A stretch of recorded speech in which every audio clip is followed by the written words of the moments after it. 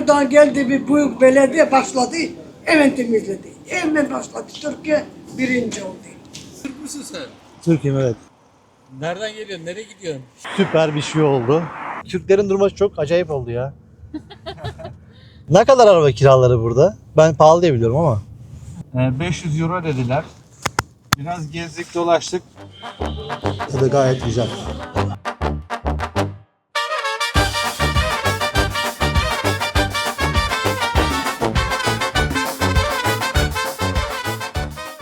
Biraz daha otostop çekeyim. Olmazsa başka bir yol deneyeceğim.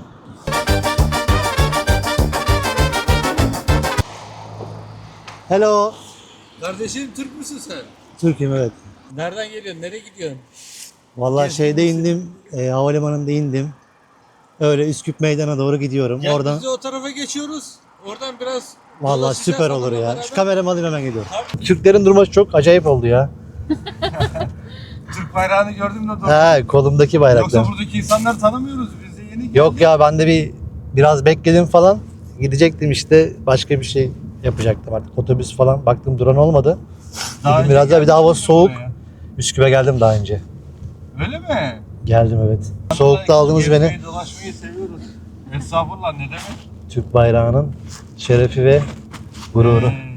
Olsun. İsim neydi bu arada? Ben Serkan, eşim Gizem. Memnun oldum. Oğuzhan ben. Ne kadar araba kiraları burada? Ben pahalı diye biliyorum ama. 500 euro dediler. Biraz gezdik dolaştık. 450 euroya da vardı. 400 euroya da vardı. Biz 400 euroyu şey yaptık. Daha makul geldi bu. İşte 5 GB Wi-Fi interneti var. İşte geçişlerde ücret almıyorlarmış. Depozito yok. Depozito yok. 400 lirayı verdiniz, başka bir şey vermediniz mi? Yok, başka Hayır, bir şey vermedik. İyiymiş ya, ben daha fazladır diye düşünüyorum. Hangi firmaydı bu? Momo. Momo Rent-A-Car. Momo Rent-A-Car. Herkese Makedonya Üsküp'ten merhaba.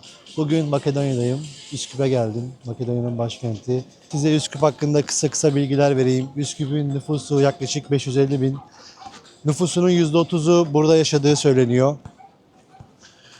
Buradan, yani İstanbul'dan Üsküp yaklaşık uçakla 1 saat 10 dakika sürüyor.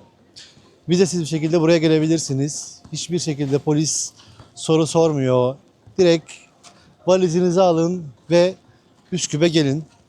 Şu an bulunduğum yer Üsküp'ün tam meydanı. Hemen şu ileride Türk Çarşısı var. Eğer gitmek isterseniz Türk Çarşısı'na gidebilirsiniz. Ben şimdi birazdan Türk Çarşısı'na gideceğim. Oranın yemeklerine bakacağım, Türk Çarşısı'na bakacağım. Şimdi Üsküp'ün en sevdiğim yerine geldim. Üsküp Türk Çarşısı. Burası 12. yüzyıldan kalma, yani Osmanlı'dan kalma bir Türk Çarşısı. Buranın en güzel özelliklerinden birisi, size şöyle göstereyim. Yapısı çok güzel. Böyle. Buradan giriş yapabilirsiniz. İleriye doğru gidiyor. Burada insanlar size Türkçe konuşur. İnsanlarla sohbet edebilirsiniz. Çok büyük bir pazar aslında burası, Türk Çarşısı. Gayet güzel, temiz. Osmanlı'nın miraslarını barındırıyor.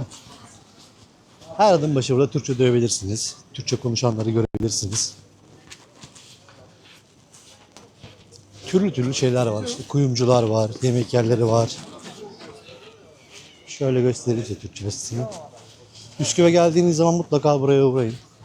Zaten yani meydan neresiyse her yer yakın oraya. Meydana geldiğiniz zaman burası çok yakın. Böyle bunun katmanları var işte. Aşağıdan da gidebiliyorsunuz. İşte buradan da gidebilirsiniz, aşağıdan da gidebilirsiniz. Buraları böyle gezebilirsiniz.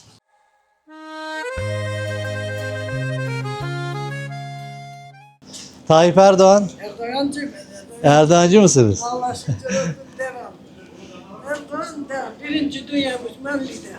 Lider. Allah şükür olsun. Seviyorsunuz he? Evet, tabii. Bütün Makedonya seviyor. Hepsi. İstanbul'da Türkiye'ye geldin mi daha önce? Ben 35'inde yaşadık. 30 İstanbul'a. 35 sene Zeytinburnu. yaşadın. Zeytinburnu. Zeytinburnu'nda yaşadın. Dondurmacı birinci. Dondurmacı. Dondurmacı. Maşallah güzel. Onun için biliyorum, tanıyorum Erdoğan'la, tanıyorum hepsi. Seçim zaman her şey. Eski zaman ne zaman gittik berbat. Berbat. Hiç güzel değil. Su yok, pislik, sokak aman. Erdoğan geldi bir büyük belediye başladı. Hemen temizledi. Hemen başladı. Türkiye birinci oldu. Bunun için hepsi seviyor. Teşekkürler. Teyzemiz koyu Erdoğancı çıktı. Tabii siyaset konuşmuyorum ben. Sadece kendi fikirlerini beyan ettim. Ben öyle ya da böyle demeyeceğim. Farklı bir bakış açısı. 35 sene Türkiye'de yaşamış. Zeytinburnu'nda. Böyle Makedonyalılar diye seviyor diyor. Evet. Şimdi Türk Çarşısı'nda gezmeye devam ediyoruz. Şöyle dediğim gibi hediyelikçiler var. Buradan işte eşinize, dostunuza hediye almak isterseniz böyle çeşit çeşitli hediyeler alabilirsiniz. Genelde magnet çok alınıyor. Magnetler işte 1 euro 60 sent mi deniyor? Sent. O civarları buradan alabilirsiniz.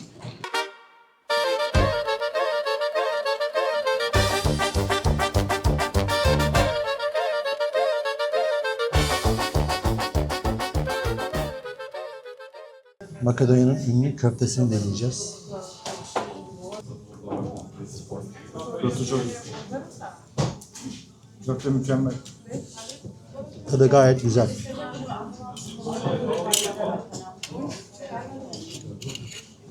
Kendi peynirleri mi?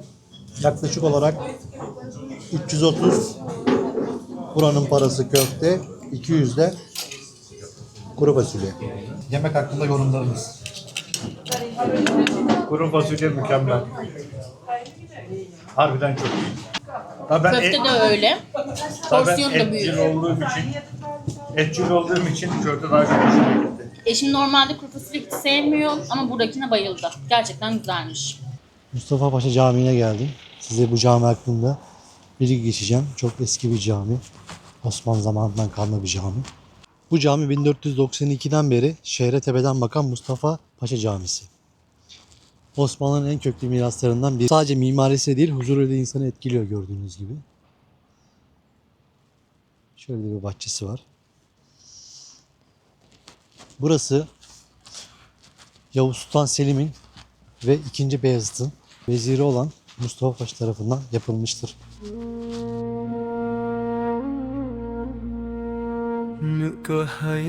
Yang menyata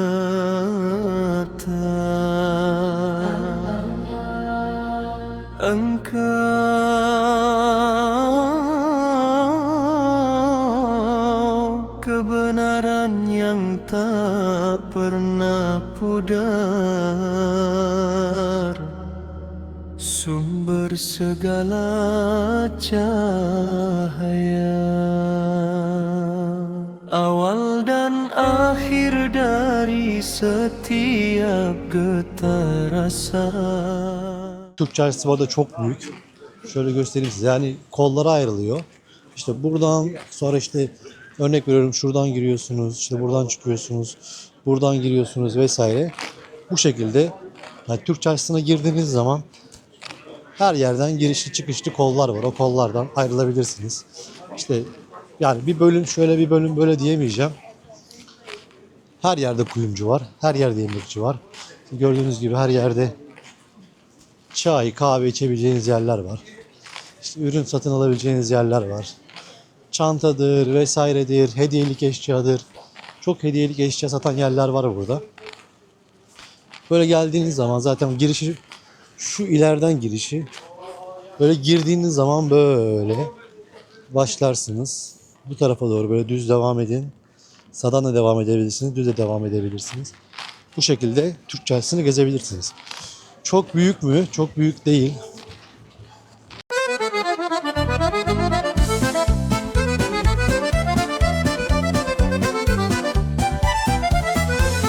Burada Pitara diye bir yer var. Trilce yiyeceğim. Biliyorsunuz Balkanlar dediğiniz zaman trilce çok meşhurdur burada. Bir yere geldim. Buranın ünlü bir yeri burası. Tatlı var. Kurabiyeleri falan var. Şöyle göstereyim size.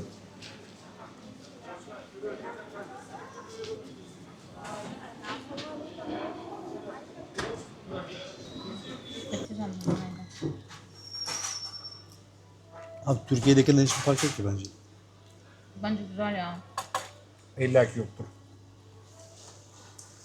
Ama bu güzelmiş. Benim hoşuma gitti bu. Şöyle böğürtlen. Yani farklı bir fındıklı lokum bu. Yumuşak güzel ama ben beğendim ya. Çok övdükleri kadar değil bence.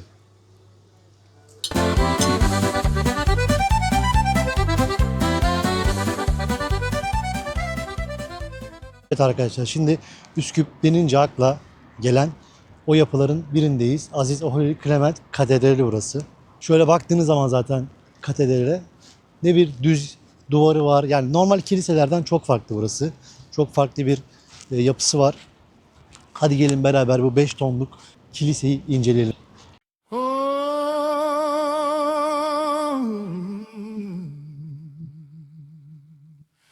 Out in the yard where the sun don't quit, Bobby's jaw dropped, couldn't handle it. She strutted by with a sway so slick. Damn it, Bobby, she did. Damn it, Bobby, she did. Damn it, Bobby, she did. She baked like syrup on a pancake. Quick, quick, quick, got the whole block staring. Ain't that a trick? Damn it, Bobby, she did. Her shadow curves like a mountain range. Got the world spinning, everything strange. She's a melody, beat you can't arrange. Bobby's heart out of his cage. Is it love or just the way she moves? Either way, Bobby's in a groove. Şimdi şöyle bir şey oldu. Otostop çekiyordum. Bir 15-20 dakika falan otostop çektim. Sonra bir araba durdu. İşte ben İngilizce konuşmaya falan çalıştım. Sonra kardeşim Türksün galiba falan bir şey dedi. Oradaki arkadaş bana. Evet dedim. Şimdi nereden anladınız falan deyince benim montumun üzerinde Türk bayrağı var. Sol Türk'ün montunu giyiyorum. Oradan görmüşler beni. Nereye gideceksin falan, işte senin bayrağı gördük, Türk olduğunu anladık falan. Durduk falan dediler. Ondan sonra ya işte Üsküp Meydan'a gideceğim falan dedim. Gayet güzel bir çift onlar da. Karı koca. Ondan sonra öyle sohbet falan ettik, sağ olsunlar. Çok da iyi insanlar. Onlar da ilk defa yurt dışına çıkmışlar. İlk deneyimimiz falan dedi. İşte birlikte gezelim istersen falan dediler bana. Ben de olur dedim. İşte ne yapacağımı falan sorular. Ben aslında işte buradan otostopla, işte otobüsle falan işte Tiran'a kadar gidecektim. İşte Tiran'a, Karadağ'a, gidebildiğim yere kadar gidecektim ya da Kosova'ya. Bu şekilde benim planım vardı aslında. Sağ olsun onlar da öyle bir Balkan turuna çıkmışlar. Beni de davet ettiler. Valla garip oldu biraz. Hiç beklemiyordum açıkçası. Şimdi onlarla beraber Üsküp'e geldik. Geziyoruz. Ben daha önce Üsküp'e geldiğim için buraları biliyorum. Onları da buraya gezdireceğim. Beni davet ettiler. Ben de davetlerini kırmadım. Yani benim de işime gelir açıkçası. Hep beraber gezelim, görelim.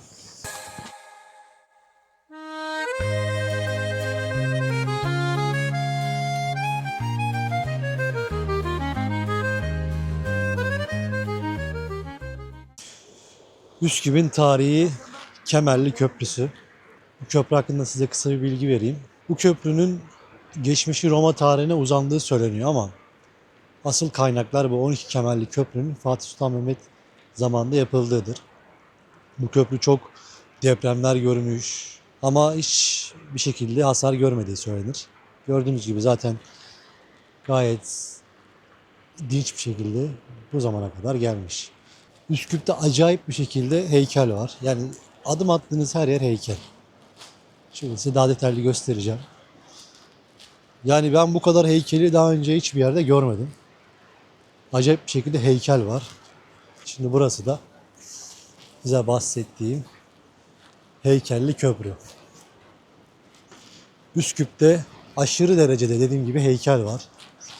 Yani kafanızı çevirdiğiniz hemen hemen her yer heykel. Az önce bunu anlatmaya çalıştım size. Şimdi bu taraf böyle daha böyle antik Roma tarzı işte mimarisi, heykeller vesaire. Hemen şuradan sonra abi, yani şurayı geçtikten sonra bir anda Osmanlı mimarisi. Şuradan itibaren böyle yol gidiyor, heykel. Karşıdaki köprüde aynı şekilde heykeller devam ediyor.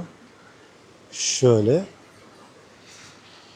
Bu şekilde bir köprü burası da. Çok farklı bir cumhuriyet gibi. O taraf çok farklı bir cumhuriyet gibi. Yani tamamen Osmanlı kalıntıları orada çok korunmuş.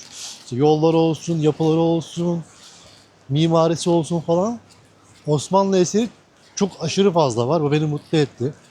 Böyle bir Balkan turu atacağım herhangi bir aksilik olmazsa inşallah. Böyle bir gezmeyi düşünüyorum. Bakalım yolumuz açık olsun. İnşallah Allah bize ne gösterir. Size de oraları gösteririm ben inşallah. Bu şekilde Üsküp'ü bitirelim. Umarım Üsküp'ü beğenmişsinizdir.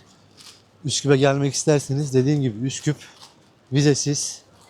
Buraya vizesiz gelebilirsiniz pasaportunuzla beraber. Uçak bilet fiyatları çok uygun. Ben aşağı yukarı 1250 TL'ye buraya uçak bileti aldım. Gerçekten çok aşırı uygun. Şöyle size son olarak Üsküp'ün meydanını göstereyim. Videoyu burada sonlandıralım. Kendinize iyi bakın. İzlediğiniz için teşekkür ederim. Belgrad'da görüşmek üzere.